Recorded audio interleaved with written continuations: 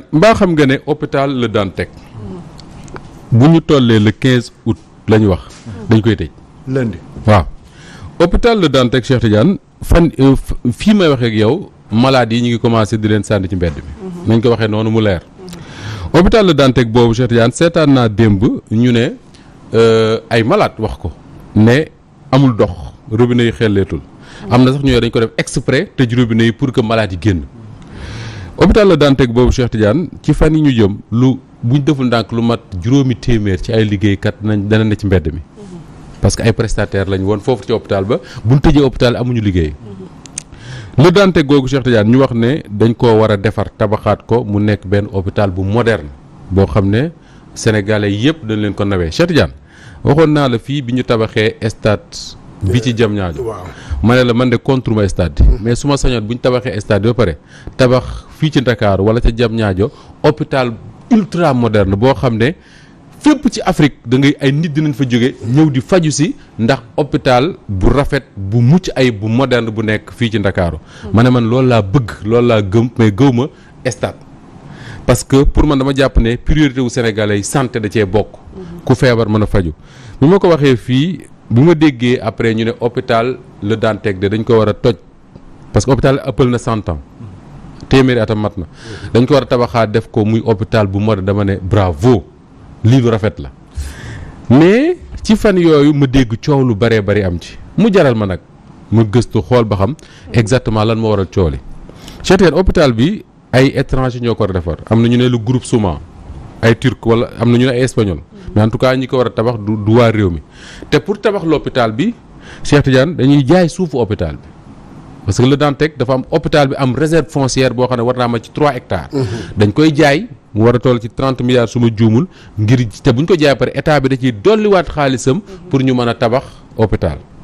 donc Sénégal dem na ba léegi ay biens mi ngi mel ne jigéen bu dem ba amatul lu mu jox njabootam. muy jaay ay takkaayam. wala ay yéreem di def ci. njabootam ñun ñu ngi jaay suñu ay biens pour tabax Le Dantec lu tax mu poser problème moo di ne Le Dantec 2020 le directeur bi muy Thiandoum rencontré ay sénégalais yu am benn entreprise bu tudd Genitech International ne leen moom day dafa bëgg hôpital Le Dantec ñu tabaxaat ko parce que ni mu mel nii buñ deful nag dina daanu ci kaw nit ñi ñooñu ne ko na ñi nga xam ne ñooy acteuru hôpital bi maanaam professeurs yeeg médecins yeeg yooyu nañu waxtaan pour ñu xam exactement ñoom ban hôpital la ñuy xaar bi ñu waxtaanee ba pare sénégalais yooyu moom Genitech ne ñoom mën nañoo tabax hôpital bu mag ultra moderne ci place bii Dantec nekk joxe ko clé en main yokk ca ne ñoom hôpital boobu dinañ ci boole hôtel boo xam ne hôtel 5 étoiles la boo xam ne fii mu 3 hectares yi nekk fa lañ ko bëgg a def mu nekk hôpital boo xam ne comme ca Europe kilifa yi ci àdduna bi mën nañ faa ñëw feebar tëdd ci hôtel bi di fa faju ba wér ñibbi seen kër te kenn du yëg na ñu ngi fi ay président de la République ay lu mën a nekk ñu ne non seulement mën nañ loolu mais hôpital dina nekk hôpital boo xam day favoriser la recherche ba pare ñu connecté ko au monde entier ñu ne leen hôpital boobu bu ñu ko tabaxee ñaata lay coûter état au Sénégal ñooñu ne dara sénégalais yooyu ne dara 1 franc du ko coûter ñoom mën nañu mobiliser le financement bi ko mën a tabax ak ay partenaires yoo xam dañ leen di wut à travers le monde ñu mobiliser lu war a toll ci ay 100 milliards de francs CFA. 100 milliards de francs CFA ñu wax benn architecte bu tudd Malick Mbow waa ji dessiné hôpital bi ni mu war a mel. j'ai vu les maquettes. ñu ne hôpital boobu li ñu ci bëgg mooy hôpital bi autofinancé boppam c'est-à-dire que tabax ko boo xam ne liñ ko tabaxee hôpital bi ci boppam dina man pendant 20 ans mu koy rembourser te du yokk ticket yi nga xam ne moom la nit ñi di frais pour dugg ci hôpital bi faju donc du nekk hôpitalu ay borom daraja mais hôpital sénégalais yëpp lay nekk ñu ne diñ bëgg mooy renforcer patrimoine hôpital bi maanaam hôpital bi am patrimoine am ab hôtel par exemple boo xam ne mën nay dundal hôpital bi te loolu yëpp remboursement bi ça doit se faire wax naa la ko sur 20 ans ñu ne est-ce que loolu mën na nekk ñooñu en décembre 2021 Genitech boobu ne mobiliser na 100 milliards yi ba mi ngi taxaw ñoom li ñuy xaar mooy ñu woo leen ne nañ def pose première pierre décembre 2021 ñu toog jékki-jékki rek autorités yi Sénégal ni mër kenn gisatu leen kenn déggatu leen ñu bind ministre de la santé kenn neewul dara boobu Abdoulaye Diouf Sarr moo fi nekkoon. bul fàtte ne janvier 2021 ñi ngi ci campagne jëm ci local yi. ñu bind président de la république kenn tontuwu leen. Cheikh Tidiane décembre 2021 laa la wax de. ñoom boucler nañ financement ba toog ci li ñu wax. ba toog ne ñoom li ñuy xaar mooy ñu wóole ne leen bis sàngam ñëw leen commencé liggéey ñu dem commencé liggéeyu hôpital boobule. ñu toog bés rek comme man ak yow di seetaan télé ñi nga xam ne ñoom mobiliser nañ ba def études yi de faisabilité yi def li ñu war a def yépp toog war a di xaar pour ñu wax leen jour ñëw tabax ñu toog di seetaan télé rek gis président de la république recevoir ay sénégalais ak i tubaab. ñu ne léegi choisir nañ groupe bi moo war a def étude. pour xam hôpital Le Dantec nan lañ koy tabaxewaat et puis dañuy jël 3 hectares ci suufu hôpital bi ñu jaay ko suñ ko jaayee def ko ci tabax hôpital bi lii lañ ci am moo tax ñu bëree bëri wax ne hôpital Le Dantec bi c'est le scandale du siècle man ma ne xawma c'est le scandale du siècle ou pas mais li ma xam mooy comme am na ay sénégalais yoo xam ne ñi ngi ci doon liggéey ba avancé ci ba wax ne mobiliser nañ xaalis bi ko war a tabax mais au moins bu fekkee da nga bëgg a tànn ñeneen ñu tabax ko le devoir de l'État du Sénégal mooy convoquer Sénégal yooyu déglu leen. wax ak ñoom. ne leen ñun dañoo bëgg jox ko ñeneen. nii lañ ko bëgg a defee li ngeen ci xalaat. mais ñooñu comme man ak yow dañuy seetaan RTS rek gis journal ñu ne président de la République recevoir na. ay étranger wax na ne ñii lañ sant pour ñu tabaxaat hôpital Le Dantec te bu tabax ko dañuy jaay suuf sa fa ne 3 hectares yooyu ma doon tudd jox ko ñooñu te buñ ko jaay pare état bi dina dolliwaat xaalis pour mu mën a mat ñu jox ko Cheikh Tidiane Gomis ak Serigne ñu tabax. ñooñu sénégalais yooyu nga doon wax. ñooñu mobiliser ay fonds. ñun fan lañ ko bëggoon tabax. fi site bi hôpital bi nekk. voilà Dantec fi mu nekk. fa la ñuy tabax mais Dantec dafa am réserve. waaw dafa am suufam. loolu intelligence Senghor la woon aussi il faut le reconnaître. soo gisee hôpital Fann amoon na réserve foncière bu bëree bëri soo demee Foire dafa am réserve foncière bu bëree bëri soo demee stade Léopold Senghor dafa am réserve foncière bu bëree bëri Dantec également dafa am réserve foncière. c'était bien avant Senghor wala. c'était bien avant Senghor wax naa la ne Dantec am na 100 ans. mais bi Senghor nekkee président de la République suuf soosu également dafa des. Abdou Diouf da ko bàyyi. Abdoulaye Wade amoon na projet wu déplacer Dantec. bul fàtte bi ci waa Dakar yu jógee ne loolu du ci dal ci la ko bàyyee. mais loolu amoon na fi mais bii li tax mu garaaw mooy dañuy jaay suuf si nga xam ne Dantec moomatu ko Sénégal moomatu ko ñeneen lañ koy jaay ba pare jël xaalis teg ci ne leen tabax leen loolu Cheikh Tidiane ku la ko defal nga tabax. waaw jërul sori. man mii ku ma ko joxoon ma tabax. jërul sori alors léegi nag des questions se posent mooy pourquoi choix bi et non beneen choix mën nañ sax bu leen neexee ñu ne leneen Sénégalais yooyu proposé bëgguñu ko. mais pourquoi choix bii choix wu jaay suuf. loolu moo merloo les travailleurs de Dantec bu ñu jóg di yuuxu fu ne. loolu moo merloo ñi nga xam ne dëgg-dëgg dañoo xam histoire u Dantec ba fu nekk ñu fay wax pourquoi jaay suuf c'est ça la grande question lan moo tax Sénégal gii wala boog jigéen jii soxla jaay ay takkaayam pour mën a def lii alors que am na xaalis bu mu denc alors que am na ku taxaw jox ko xaalis c'est ça la grande question Cheikh Tidiane ñu bëree bëri nee nañ leen rek moo ko waral mooy commission yi. commission xam nga luy commission. jaayee suuf si. oui fi mu ne am na ñu bëree bëri ñoo xam ne comme tan bu seen nag bu waaj a dee. ñi ngi naaw di wër. taxaw di xaar na suuf si jar rek ñu jël seeni commission. et ça c'est très grave léegi nag leen moo mën a am soit le président de la République moom Macky Sall dañ ko induire en erreur jaay ko un projet boo xam ne xëy na xamul ne mën naa am leneen lu ko gën. wala boo xam na ko moo leen ci bàyyi. waaw un des deux. parce que quand même. ndakaaru gii ak suuf ni mu fi mel état bi am fi suuf ñu ne dañ koy jaay pour tabax alors que am na ñu taxaw ne ñoom mën nañoo tabax sans ñu jaay man comprendre wu te su fekkee am na ko comprendre na ma ko wax. man de dëgg man j'ai pas compris. ak man je peux comprendre état la mën nañ ko présenter un projet mu ko dem ba ci biir xool ko ne bii doyu ko. mu seeti beneen. mais tant que mi ngi am solution bu war a éviter ñu jaay le patrimoine parce que patrimoine la. je crois que solution boobu moo gën. mais nag li nar a am fi mu ne Cheikh Tidiane mooy Dantec ñi ngi génne malades yi. travailleurs yi ils sont dans le désarroi. le ministère de la santé taxaw na ne oui il y aura un redéploiement génne na plan de redéploiement ne malades yi ñii dana leen yóbbu fii ñii ñu yóbbu leen fii ñii yóbbu leen fii. peu importe loolu c'est le travail du ministère de la santé. buñ ko deful woon ñu jàpp leen duma. parce que loolu mooy seen liggéey mënoo jël ay malades di sànni ci mbedd mi mais li nga xam ne moo war a interpeller chaque Sénégalais chaque Dakarois man duma Dakarois mais en tout cas chaque Sénégalais mooy suuf soosu au nom de quoi ñu am obligation wu jaay ko pour tabax hôpital alors que am na ñu ne mën nañoo tabax hôpital bi sans ñu jaay suuf si. waaw mais xam nga Moustapha man c'est la grande question. Moustapha man sama problème mooy leen mooy que réserve foncière yi nga xam ne moo fi amoon ci bërëb yu nekk léegi xam nga ñu koy jël di koy jaay c'est ça man moom xam nga ci wàllu sport xam nga wax nañ ko Léopold Senghor li ko wëri loolu yëpp jaay nañ ko foire bi ngay wax foire bi jaay nañ ko te loolu man defe naa ne loolu mu ngi amee ci régime libéral bi ci Ablaye Wade la commencé kii après affaire bi di continuer parce que bu njëkk ba amuloon loolu yëpp dañ ko ba yooyu yëpp dañ ko ba bàyyi. xam nga danger bi dafa am Cheikh Tidiane dogumal dafa am dañoo ñàkk xaalis ba ñuy jaay.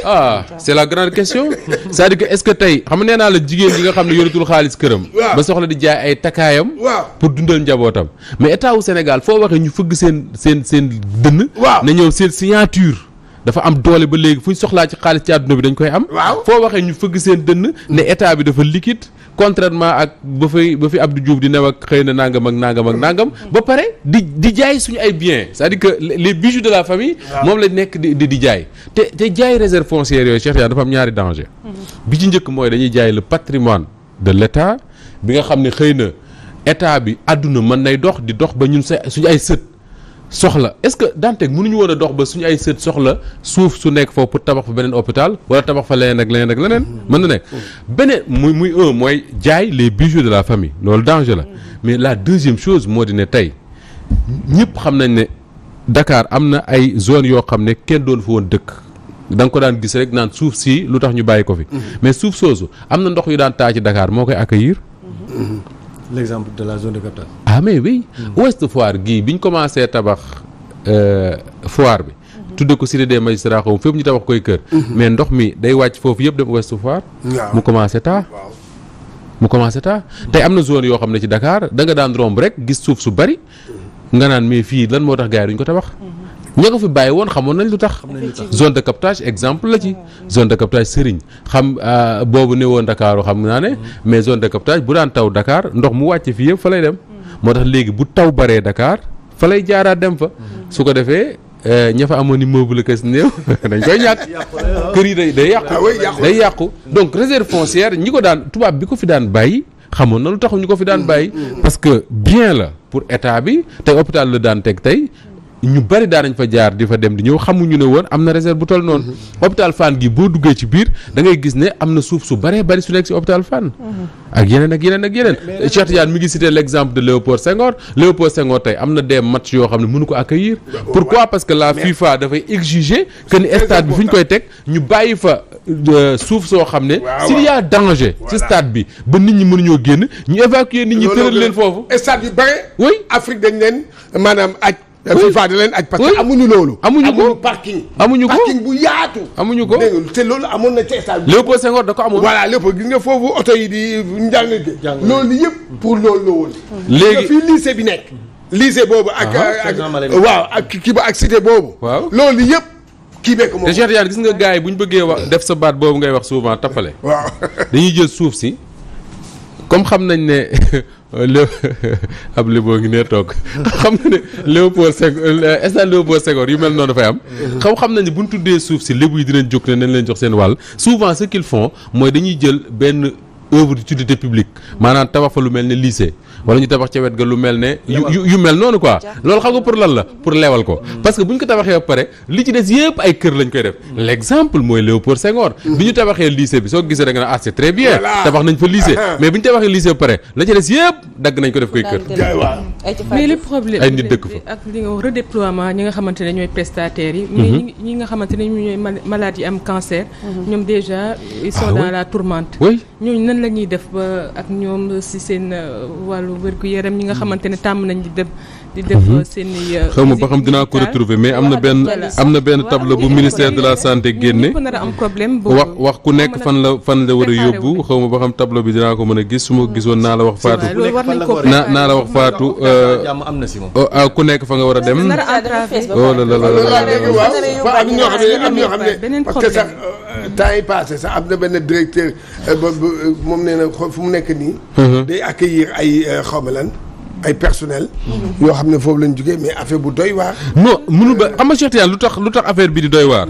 moo di ne yu mel noonu. mi ngi nii plan de redéploiement hôpital Le Dantec plan baa ngi nii ku nekk fañ la war a yóbbu ak yooyu taxal ma xool mais xam lu tax yooyu mu doy waar. moo di ne ñu bari dañu am impression que dafa am précipitation. xam nga déplacer ay malade dafa am durée bu mu laaj. dafa am organisation bu mu laaj. même waxuma sax ñi am cancer yooyu même malade yi nga xam ne sax seen état may na leen ñu mën a génn naag ma dafa am organisation bu mu laaj mënoo ñëw rek nga ne. parce que biñ ko commencé wax ak le 15 août matul ñaar weer ñu ne fii ak le 15 août nañu libéré kii benn waaye mu ne ma Moustapha xam nga lu tax gars yi di précipité wu pour ñu libéré ko ma ne ko mu ne ma parce que suuf si lañ soxla te xëy na ka war a fay suuf sa ma nga taxaw ne buñ ko libéré wul du fay alors affaire bi ñu la demee hôpital Dalal Jàmm ñu ne ñii lañ fa war a dem cancérologie cardiologie oncologie pédiatrique ophtalmo dermato orthopédie biologie chirurgie pédiatrique laboratoire nangam ak nangam su ñiy dialyse ñu ne ñu nga leen jëmee OGIP xanaa mooy hôpital Idrissa Pouye bu Grand Yoff fa nañ yóbbu ñiy dialyse ophtalmo également morgue ba également fa lay dem ñi nga xam ne Abbas Ndaw fa la ñu war a yóbbu chirurgie pédiatrique am na ñu fay dem chirurgie partie 1 ñoom ñoo fay dem chirurgie générale anesthésie réanimation yu demee noonu mën na nga ko toppee noonu hôpital bu Diamniadio hôpital des enfants bu Diamniadio am na ñu fay yóbbu hôpital militaire bu Ouakam am na ñu fay yóbbu hôpital bu Pikine am na ñu fa war a dem hôpital Cheikh Ahmadou Khadim bu Touba am na ñu fa war a yóbbu imaginez Dantec fële hôpital Fann am na ñu fa war a dem centre de traumatologie bu Diamniadio noonu lañ koy toppee ce qui veut dire que ni tey hôpital nu ñu koy waxee sax comment ça s'appelle kii malade yi comme ay transhumants tey dañuy jële fii yóbbu fële jële fii yóbbu fële loolu dafa laaj une grande organisation parce que li may lim nii c'est un document du ministère de la santé donc loolu déjà yombul donc est-ce que mënuñu woon a jël temps wu organiser loolu ndànk ba lépp mat ñuy doog a xalaat daaneel hôpital bi tabaxaat ko mais loolu lépp c'est le ministère de la santé qui organise ça mais encore une fois man li ma ci gën a jaaxal mooy le bien de l'État du Sénégal mooy 3 hectares yooyu nga xam ne moom lañ nar a jaay pour tabaxaat hôpital alors que am na ñu taxaw ne mën nañoo tabax hôpital sans ñu jaay les bijoux de la famille. Très bien, Moustapha,